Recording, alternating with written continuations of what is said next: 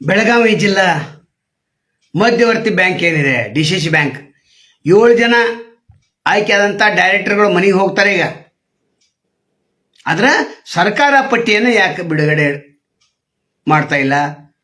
ಯಾಕೆ ತಡೆಯಾಜ್ಞೆಯನ್ನು ನೀಡ್ತಾ ಇದೆ ಅಥವಾ ಇಟ್ಕೊಂಡಿದೆ ಯಾಕೆ ಅನ್ನೋಂಥ ಪ್ರಶ್ನೆ ನಬಾರ್ಡ್ ಅಧಿಕಾರಿಗಳದ್ದು. ರಿಸರ್ವ್ ಬ್ಯಾಂಕಿನಿಂದ ಏನು 10 ವರ್ಷ ಮೇಲ್ಪಟ್ಟು ಸಹಕಾರಿ ಸಂಘದಲ್ಲಿ ಸೇವೆ ಸಲ್ಲಿಸಿದ್ದಾರೆ, ಅವರಿಗೆ ಇನ್ನು ಮುಂದೆ ಅವಕಾಶ ಇಲ್ಲ ಅಂತ ರೂಲ್ಸ್ ರೆಗ್ಯುಲೇಷನ್ಸ್ ಇದ್ದರೂ ಕೂಡ ಅದನ್ನು ನಬಾರ್ಡ್ದವರಿಗೆ ಕಳಿಸಿದ್ರು ಕೂಡ ಅವ್ರು ನಬಾರ್ಡ್ದವರಿಗೆ ಎಲ್ಲಿ ಹೋಗಿದೆ? ಕೋಆಪರೇಟಿವ್ ನಿಬಂಧಕರ ಕಡೆ ಹೋಗಿದೆ. ಆ ನಿಬಂಧಕರು ಸರ್ಕಾರದ ಏನು ಕ್ಯಾಬಿನೆಟ್ದಲ್ಲಿ ಇಟ್ಟು ಒತ್ತಡದಲ್ಲಿ ಅದನ್ನು ಅಲ್ಲೇ ತಡೆ ಹಿಡಿದ್ದಾರೆ.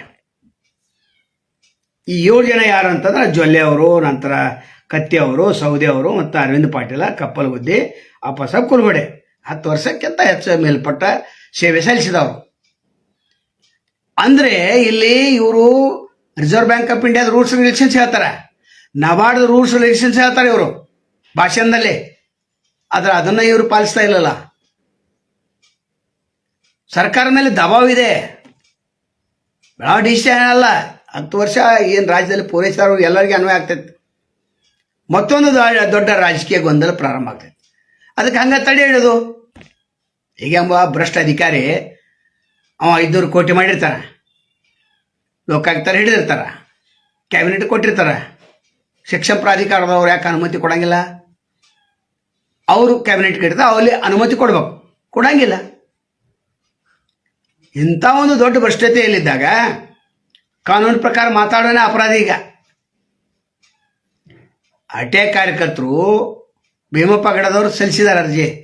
ಯಾರಿಗೆ? JD ಅವರಿಗೆ, ಬೆಳಗಾವಿ JD ಅವರಿಗೆ, joint director of cooperative society. ಅವ್ರು ಮತ್ತೆ ಅಲ್ಲೇ ಇದಕ್ಕೆ ಬರೀಬೇಕಲ್ಲ, ಯಾರು? ಕೋಆಪರೇಟಿವ್ ನಿಬಂಧಕರಿಗೆ ಬರೀಬೇಕು. ಅವ್ರು ಇವ್ರಿಗೆ ಬರೆದು ಕೊಡ್ತಾರೆ. ಏನಂತ? ಸರ್, ಇದಕ್ಕೆ ಸ್ಪಷ್ಟ ನಿರ್ದೇಶನ ಕೊಡಿ, ಈ ರೀತಿ ಪ್ರಕರಣ ನಡೆದಿದೆ ಅಂತ ಅವ್ರಿಗೆ ಬರೀತಾರೆ. ಅಂದರೆ ಎಲ್ಲರೂ ಕೂಡ ಶಾಮೀಲಿದಾರ ಅಂತ. ಅಂದರೆ ಕಾನೂನು ಎಲ್ಲಿದೆ? ಬಡವರಿಗೊಂದು, ಶ್ರೀಮಂತರಿಗೊಂದು ಕಾನೂನು ಇದೆ ಅಲ್ಲ. ಯಾರಾದ್ರು ಪಾಪ ಗ್ರಾಮ ಪಂಚಾಯತಿ ಅಧ್ಯಕ್ಷ ಅಥವಾ ಗ್ರಾಮ ಪಂಚಾಯತ್ ಸದಸ್ಯ ಯಾವುದೋ ಒಂದು ಜಾತಿ ಸರ್ಟಿಫಿಕೇಟ್ ಚೇಂಜ್ ಮಾಡೋ ಅಥವಾ ಏನೋ ಮಾಡಿ ಆಯ್ಕೆ ಆಗಿರ್ತಾನ, ಅದನ್ನ ತಕ್ಷಣ AC ಮೀಟಿಂಗ್ ಕರೆದು AC ಅವ್ರ ನೇತೃತ್ವದಲ್ಲಿ ಅದನ್ನು ಖುಲಾಸೆ ಮಾಡಿ ಮತ್ತು 6 ತಿಂಗಳದಾಗ ಎಲೆಕ್ಷನ್ ಡಿಕ್ಲೇರ್ ಮಾಡಿ ಅಲ್ಲಿ ಮತ್ತೊಬ್ಬನ ಆರಿಸ್ತಿರ್ತಾರೆ. ನಡೆದೈತೆ. ಮತ್ತು ಅವ್ರಿಗೊಂದು ಕಾನೂನು, ಇವ್ರಿಗೊಂದು ಕಾನೂನು. ನಬಾರ್ಡ್ ಅಂದ್ರೆ ಏನು? ಇದು ಎಲ್ಲದಕ್ಕಿಂತ ಹೆಡ್ ಅವರು. ಆ ಹೆಡ್ದವ್ರದ್ದು ಏನು ನಡೀತಾ ಇಲ್ಲ ಅಂತಂದಾಗ ಅಂದರೆ ಸರ್ಕಾರಿ ವ್ಯವಸ್ಥೆ ಯಾವ ರೀತಿ ನಡೆದಿದೆ ಅಂತ ಹೇಳಬೇಕಾಗಿದ್ದಿಲ್ಲ. ಯಾರು ಮಾತಾಡ್ತದಿಲ್ಲ DCC ಬ್ಯಾಂಕ್ ಬಗ್ಗೆ. ನಾವು ಮಾತಾಡ್ತೇವೆ, ಇವರೆಲ್ಲ ಮನೆಗೆ ಹೋಗ್ಬೇಕಂತೇವೆ. ಎಷ್ಟು ದಿವಸ ಅಂತ ನೀವು ಅಲ್ಲಿ ಹಿಡ್ಕೊಂಡ್ಕೊಂಡವರು? ಅದು ಯಾವಾಗ ಬಂದೈತಿ? ಚುನಾವಣೆ ನಡೀತಲ್ಲ ಅದಕ್ಕಿಂತ ಮುಂದೆ 4 ದಿವಸನ ಡೈರೆಕ್ಷನ್ ಬಂದಿದೆ. ಇಂತಿಂಥವ್ರು ನಿಲ್ಲಬಾರ್ದಂತ ಬಂದಿದೆ. 10 ವರ್ಷ ಪೂರೈಸಿದವರು ಅದನ್ನು ಮುಚ್ಚಿಟ್ಟು ಚುನಾವಣೆ ಮಾಡಿಬಿಟ್ರು. ಅಂದ್ರೆ ತಮಗೆ ಯಾವಾಗ ಬೇಕಾವಾಗ ಮುಚ್ಚಿಡೋದು, ತಮಗೆ ಯಾವಾಗ ಬೇಕಾದ್ರೆ ಕಾನೂನು ಪುಸ್ತಕ ತೆಗೆಯೋದು. ಇದು ಭ್ರಷ್ಟರ ಒಂದು ವ್ಯವಸ್ಥೆ. ರಾಜಕಾರಣಿಗಳಿಗೆ, ಶ್ರೀಮಂತರಿಗೆ, ಕೋಟ್ಯಾಧಿಪತಿರು ಇದ ಮಾತಾಡ. ಬಡವ ಏನಾದರೂ ಸಣ್ಣ ತಪ್ಪು ಮಾಡ್ರೆ ಮುಗೀತು. 1 ತಿಂಗಳು ಲೈಟ್ ಬಿಲ್ ತುಂಬಲಿಲ್ಲ ಮುಗೀತು, ಅಲ್ಲಿ ಕಟ್ಟ. ಕಾರ್ಖಾನೆಯವರು ಕೋಟಿ ಕೋಟಿ ಹಣ ದುಡ್ಡು ತಂತ ಇಲ್ಲ, ಹಂಗೆ ಕಾರ್ಖಾನೆ ನಡೀತೈತೆ, ಕರೆಂಟು ನಡೀತೈತೆ. ಮುಖ್ಯ ವಿಷಯಕ್ಕೆ ಬರೋಣ. DCC ಬ್ಯಾಂಕ್ದಲ್ಲಿ ಈಗ 104 ಸೀಟ್ ಮಾಡತ್ತ. ಅದನ್ನು ಕರ್ನಾಟಕ ಪರೀಕ್ಷೆ ಪ್ರಾಧಿಕಾರದಿಂದ ಅದನ್ನು ನಡೆಸ್ಬೇಕಂತ ಈಗ ಹೊಸ ಬೇಡಿಕೆ. ಹೌದು, ಇವ್ರು ಹೆಂಗೆ ಬೇಕಂಗೆ ಎಕ್ಸಾಮ್ ಮಾಡಿ ತಮಗೆ ಹೆಂಗೆ ಬೇಕಂಗೆ ತುಂಬ್ಕೊಂಡ್ರೆ ನಡೆಯಂಗಿಲ್ಲ. ಅದು 1:5 ಅಂತಾರೆ. 1:5 ಅಂತಾರೆ ದುಡ್ಡು ಹೊಡ್ಲಿಕ್ಕೆ. ಅದು 1:5 ಸೆಲೆಕ್ಷನ್ದಾಗ. ಇಲ್ಲಿ ಹಂಗಿರಂಗಿಲ್ಲ. ಇಲ್ಲಿ ಡಿಕ್ಲೇರ್ ಮಾಡ್ತಾರೆ ಕರ್ನಾಟಕ ಪರೀಕ್ಷಾ ಪ್ರಾಧಿಕಾರದವರು ಎಷ್ಟು ತುಂಬಬೇಕು. ಹೌದಿಲ್ಲ? 104, 20 ಪ್ಯೂನ, ಒಬ್ಬ ಸೆಕ್ಯೂರಿಟಿ ಗಾರ್ಡ, ಉಳಿದಂಥದ್ದವ್ರು 83 ಏನೋ ಕ್ಲಾರ್ಕ. ಡೈರೆಕ್ಟ್ ಕೊಡ್ತಾರೆ. ಇಲ್ಲಿ ಹಂಗಿಲ್ಲ. 1:5 ತೆಗೆದು ಸಂದರ್ಶನ ಮಾಡಿ ನಾಟಕ ಮಾಡಿ ದುಡ್ಡು ಹೊಡಿತಾರೆ. ಪ್ರಾಮಾಣಿಕತೆ ಮಾತಾಡ್ತಾರೆ. ಮಾತಾಡೋ ಬೇಡ ಪ್ರಾಮಾಣಿಕತೆ. ಜಯಶೀಲ್ ಶೆಟ್ಟಿ ಪ್ರಕರಣ ಏನಾಯ್ತು? ಪರಿಸ್ಥಿತಿ ಏನಾಯ್ತು ಅಲ್ಲಿ? ತಮಗೆ ಯಾವ ಬೇಕಾದ ಫೈಲ್ ಹೆಂಗೆ ಬೇಕಾದಂಗೆ ರೆಡಿ ಮಾಡೋದು, ದುಡ್ಡು ಹೆಂಗೆ ಬೇಕಂಗೆ ತೆಗೆದುಕೊಡೋದು. ಸೌಭಾಗ್ಯ ಲಕ್ಷ್ಮಿ ಸಕ್ಕರೆ ಕಾರ್ಖಾನೆಗೆ ಯಾಕೆ ದುಡ್ಡು ಕೊಡ್ಬೇಕಾಗಿತ್ತು ಕುಲುಬಡಿ ಅವರು? ಯಾಕಂದ್ರೆ ರಮೇಶ್ ಕತ್ತಿ ಕೊಡಲಿಲ್ಲ, ಅದು ಕುಲುಬಡಿ ಅಂತಂದು ಅದು ದುಡ್ಡು ವಸೂಲು ಮಾಡ್ಕೊಂಡು ಮತ್ತು ತಮಗೆ ಯಾವ ಬೇಕಾದವನ್ನ ತಂದ್ಕೊಂಡ್ರು ಅನ್ನೋ ಶಬ್ದದಲ್ಲಿ ಏನು ಮಾತಾಡ್ತಾರೆ. ಇವ್ರಿಗಿಂತ ಮೊದಲು ಅವರ ಬಾಚೇಂದ್ರ ಇದನ್ನು ಕೊಟ್ರಲ್ಲ 104 ಸೀಟ್ ತುಂಬ್ತೇವಂತ, ತುಂಬಕ್ಕೆ ಅವ್ರು ಯಾರು? ನಾವು ಪ್ರಶ್ನೆ ಎತ್ತಿದಾಗ ಇಲ್ಲಿ ಬಂದು ಪ್ರೆಸ್ ಮೀಟ್ ಮಾಡ್ತಾರೆ ಅನ್ನೋ ಶಬ್ದಲ್ಲೇ. ನಾವೇನು ಕೇಳ್ತಾ ಇದ್ದೇವೆ ಅಂದರೆ, ಈ ನಬಾರ್ಡ್ ಗೈಡೆನ್ಸನ್ನು ಯಾಕೆ ನೀವು ಪಾಲಿಸ್ತಾ ಇಲ್ಲ? ಇನ್ನು ಹೈಕೋರ್ಟ್ಗೆ ಹೋಗ್ತಾರೆ ಅವರು, ಇನ್ನೊಂದು 5-6 ಕಾಗದ ಪತ್ರ ರೆಡಿ ಇರ್ತಾ ಹೈಕೋರ್ಟ್ದಲ್ಲಿ, ಬೆಂಗಳೂರು ಹೈಕೋರ್ಟ್ದಲ್ಲಿ ಹಾಕ್ತಾರೆ. ಅಲ್ಲಿ ಹಾಕಿದ ನಂತರ ಇವರನ್ನು ತಕ್ಷಣ ಸೇವೆಯಿಂದ ವಜಾ ಮಾಡಬೇಕು ಅಥವಾ ತೆಗಿಬೇಕಂತ ಮಾಡ್ತಾರೆ, ಹೊಸ ಚುನಾವಣೆ ನಡೆಸಂತ. ಮತ್ತು ಅದಕ್ಕೆ ಇವರು ಕೋರ್ಟಿಗೆ ಹೋಗ್ತಾರಲ್ಲ, ಸುಪ್ರೀಂ ಕೋರ್ಟ್ಗೆ. ಅದಕ್ಕಿದೆ ಇಲ್ಲ, ಇವರು ವರದಿನೇ ತಪ್ಪೈತೆ ಅಂತ, ನಬಾರ್ಡ್ ಕೊಟ್ಟಂಥ ಡೈರೆಕ್ಷನ್ ತಪ್ಪೈತೆ ಅಂತ ಹೇಳ್ತಾರೆ. ಇವರು ಅಧಿಸೂಚನೆ ಬಂದದ್ದು ಚುನಾವಣೆಯ ನಂತರ, ಪ್ರಕ್ರಿಯೆ ಮುಗಿದ ನಂತರ ಅಂತ ಹೇಳ್ಬಿಡ್ತಾರೆ ಏನಾದರೂ ಒಂದು. ಅಲ್ಲಿ ಸಾಲಿಸಿಟರ್ ಜನರಲ್ಲೋ ಏನೋ ಹಾಗೆ ಸರ್ಕಾರ ಪರವಾಗಿನೇ ಇರ್ತಾರೆ ಅವರು. ಅಂದರೆ DCC ಬ್ಯಾಂಕ್ದಲ್ಲಿ ತಮಗೆ ಯಾರು ಬೇಕೋ ಅವ್ರು ಲೋನ್ ಕೊಡತ್ತಾರೆ. ಅವರು ದುಡ್ಡು ಹೊಡ್ಯಾಕನೇ ಇವರು ಡೈರೆಕ್ಟರ್ ಆಗಿದ್ದಾರೆ. ತಮ್ಮದೇ ಅಂತ ಸಕ್ಕರೆ ಫ್ಯಾಕ್ಟ್ರಿ ತೆಗಿತಾರೆ ಅವರು, ನೋಡ್ಕೋತಾರೆ. ಕಣ್ಣಿನ ಬೆತ್ತು ಅಥವಾ ದಿವಾಳಿ ಆಯ್ತಂದ್ರೆ ಎಲ್ಲರೂ ಕೂಡ ಹೀಗೆ DK ಶಿವಕುಮಾರ್ ಮನವಿ ಕೊಡೋದು, ಸರ್ MK ಹುಬ್ಬಳ್ಳಿಗೆ ನಮಗೆ ಈಗ ಸದ್ಯಕ್ಕೆ 40 ಕೋಟಿ ಕೊಟ್ಟಿದೆ, ಪುನಶ್ಚೇತನಕ್ಕಾಗಿ ಕೊಡಂತ ಕೊಡ್ತಾರೆ ಅವರು. ಅಷ್ಟು ಬಂದು ಉಪಯೋಗ ಆಗ್ತೈತೇನೋ ಇಲ್ಲ.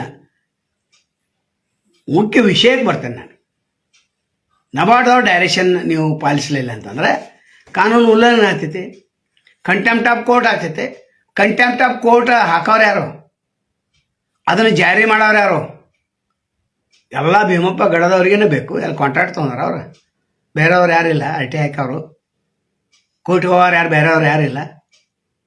104 ಈ ನೇಮಕಾತಿ ತಡೆ ಹಿಡಿಬೇಕಂತ ನೀವು ಹೋಗ್ಬೇಕೀಗ. ಯಾಕಂದ್ರೆ ಇವರೇ ನೇಮಕ ಮಾಡ್ತಾರೆ, ಇವರ ಅಕ್ರಮವಾಗಿ ಅಲ್ಲಿ ಕೂತಿದ್ದಾರೆ 7 ಜನ. ಅವರು ಮೊದಲು ರಾಜೀನಾಮೆ ಕೊಡಬೇಕು, ಹೊಸ ಚುನಾವಣೆ ಆಗಬೇಕು, ಹೊಸ ಬೋರ್ಡ್ ಬರಬೇಕು. ಬೋರ್ಡ್ ಬಂದ ನಂತರ 104 ತುಂಬಂತ ಹೋಗ್ಬೇಕು. ಯಾರಾದರೂ ಯಾರು ಹೋಗ್ತಾರೆ? ಯಾರು ಹೋಗಂಗಿಲ್ಲ. ಮತ್ತು ನ್ಯಾಯ ನೀತಿ ಧರ್ಮದ ಬಗ್ಗೆ ಅಥವಾ ಕಾನೂನು ಬಗ್ಗೆ ತಿಳಿ ಹೇಳ್ಕೊಳ್ಳೋ ಅಂತ ಹೊತ್ತಿನಲ್ಲಿ ನಮ್ಮ ಮೇಲೆ ಗೂಬೆ ಕುಣಿಸ್ತಾರೆ. ಪದೇ ಪದೇ ಒಂದೇ ಪದವನ್ನು ನೀವು ಯಾಕೆ ಬಳಸ್ತಾ ಇದ್ದೀರ ಅಂತೇಳಿ ನಾವೆಲ್ಲ ಪದೇ ಪದೇ ಹೇಳ್ತಾ ಇದ್ದೇವೆ. 2 ತಿಂಗಳಿಂದ ಒಂದು ವಿಡಿಯೋ ಮಾಡಿದ್ದು. ಇಲ್ಲಿ ಪದೇ ಪದೇ ಹೇಳೋದು ಏನಂತ ಜನರ ಒಂದು ಅವೇರ್ನೆಸ್ ಮೂಡ್ತೈತೆ. ಜನರಿಗೆ ಗೊತ್ತಾಗಬೇಕಿದೆ ಎಲ್ಲ. ಇವರು ರಾಜಕಾರಣಿ ಅಂಥವ್ರು, ನಿರ್ದೇಶಕರು ಯಾಕೆ ಇಷ್ಟು ದೊಡ್ಡ ಫೈಟ್ ಮಾಡಿ ಒಂದು MLA ಚುನಾವಣೆ ಆಗುವಂಥ ಒಂದು ಖರ್ಚು ಮಾಡಿರಿ ಆರ್ಷದವರು. ಮತ್ತು ಇಲ್ಲಿ ತೆಗಿಬೇಕಾದ್ರೆ ಇಲ್ಲೇ ನೇಮಕಾತಿಯಲ್ಲಿ ತೆಗಿಬೇಕಲ್ಲ. ಇದು ನಡೆದಿದೆ. ನೇರವಾಗಿ ಮಾತಾಡೋ ಸಂಖ್ಯೆ ಭಾಳ ಕಡಿಮೆ ಇದೆ. ಇರಲಿ. ಈಗ ಕೋಆಪರೇಟಿವ್ ನಿಬಂಧಕರು ಸರ್ಕಾರದಿಂದ ಯಾವ ರೀತಿ ಆದೇಶವನ್ನು ಪಡೆದುಕೊಂಡು ಬರ್ತಾರೆ ಕಾದು ನೋಡೋಣ. ನಮಸ್ಕಾರ. ನೋಡ್ತಾರೆ ಸದಾನಂದ ಬಾಬುನಿ ಯೂಟ್ಯೂಬ್ ಚಾನಲ್ಗೆ ಯಾರು ಸಬ್ಸ್ಕ್ರೈಬ್ ಮಾಡಲ್ಲ, ಶೇರ್ ಮಾಡಿಲ್ಲ, ಲೈಕ್ ಮಾಡೋಂಗಿಲ್ಲ. ಅಲ್ಲಿಯೂ ಮಾಡ್ರಿ. ಅಲ್ಲಿ ವಿಭಿನ್ನವಾದಂಥ ವಿಡಿಯೋಗಳು ಅಲ್ಲಿರ್ತಾವೆ, ಇಲ್ಲಿ ಅಲ್ಲ. ಇಲ್ಲಿ ಜನರಲ್, ಅಲ್ಲಿ ಕಾನೂನುಬದ್ಧವಾಗಿ ನಾವು ಹೇಳ್ತಿರ್ತೇವೆ, ಇಲ್ಲಿಯೂ ಕಾನೂನುಬದ್ಧವಾಗಿರ್ತವೆ. ಆದರೆ ಅಲ್ಲಿ ನಮ್ಮದು ಹೊಟ್ಟೆ ತುಂಬ್ತೈತಿ, ಇಲ್ಲಿ ಹೊಟ್ಟೆ ತುಂಬಂಗಿಲ್ಲ. ಇಷ್ಟೇ. ಇಲ್ಲಿ ಊರುಗೌಡನ ಚಿಪ್ಪಾಡಿ ಸುಟ್ಟಂಗೆ ಆಗ್ತೈತಿ. ಫೇಸ್ಬುಕ್ ಅಂತಂದ್ರೆ ಯೂಟ್ಯೂಬ್ದಲ್ಲಿ ನಮಗೆ ಡಾಲರ್ ಪ್ರಕಾರ ದುಡ್ಡು ಬರ್ತೈತೆ. ಹೆಚ್ಚು ಲೈಕ್, ಶೇರ್, ಸಬ್ಸ್ಕ್ರೈಬ್ ಮಾಡೋದು ಕೇಳ್ಕೊತೇವೆ. ಎಂತೆಂಥೋ ದೊಡ್ಡವರ ಕೇಳ್ತಾರೆ. ಈಗ ಲೈಕ್ ಮಾಡಿ, ಶೇರ್ ಮಾಡಿ, ಸಬ್ಸ್ಕ್ರೈಬ್ ಮಾಡಿ, ಪ್ರಜಾಪ್ರಭುತ್ವವನ್ನು ಗಟ್ಟಿಗೊಳಿಸಿ, ಒಳ್ಳೆಯ ಜರ್ನಲಿಸಮ್ ಮಾಡುವಂಥವ್ರನ್ನ ಎತ್ತಿ ಹಿಡೀರಿ, ನಿರ್ಭೀತಿ ಪತ್ರಕರ್ತರನ್ನ ಮೇಲೆ ಹಿಡೀರಿ. ಮೇಲೆ ಎತ್ತರಿ ಅಂತ ಬರೀ ಭಾಷೆದಾಗಿ ಅವರು ಭಾಷೆ, ಕೇವಲ ಭಾಷೆನ ನಮ್ಗೆ ಹೇಳ್ತಾರೆ. ಎಂತೆಂಥ ಅದ್ಭುತವಂತ ವಿಡಿಯೋ ಮಾಡ್ತೀರಿ, ವಿಭಿನ್ನವಾದ ವಿಡಿಯೋ ಮಾಡ್ತೀರಿ ಅಂತ ಹೇಳ್ತಾರೆ. ಆದರೆ ಒಂದು 500-1000 ರೂಪಾಯಿ ಫೋನ್ಪೇ ಕಳ್ಸಂಗಿಲ್ಲ. ಮತ್ತು ಎಲ್ಲ ಓಕೆ ಫೋನ್ಪೇಗೆ ಯಾಕಂತ ಯಾರು ಕೊಡಂಗಿಲ್ಲ. ಅವರು ಎಲ್ಲ ಮಾತಾಡ್ತೇವೆ ನಾವು. ಇದು ಮಾತಾಡಬೇಕು, ಇದು ಮಾತಾಡುವಂತಲ್ಲ. ನೇರ ದಿಟ್ಟ ನಿರಂತರ ಸುದ್ದಿಗಳಿಗಾಗಿ ನೋಡಿ ಸದಾನಂದ ಬಾಬುನಿ ಯೂಟ್ಯೂಬ್ ಚಾನಲ್. ಅಷ್ಟು ಹೇಳ್ಬೋದು. ನಮಸ್ಕಾರ.